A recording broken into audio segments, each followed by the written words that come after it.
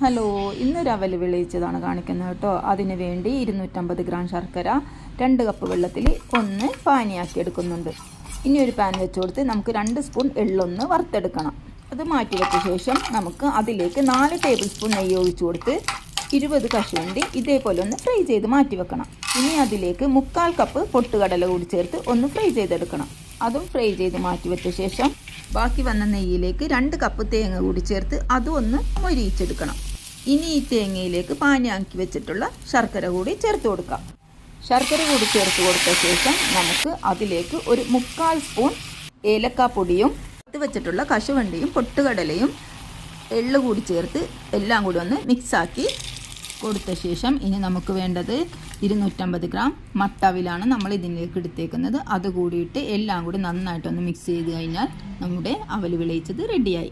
ഇഷ്ടമായ സബ്സ്ക്രൈബ് ചെയ്ത് സപ്പോർട്ട് ചെയ്യണേ.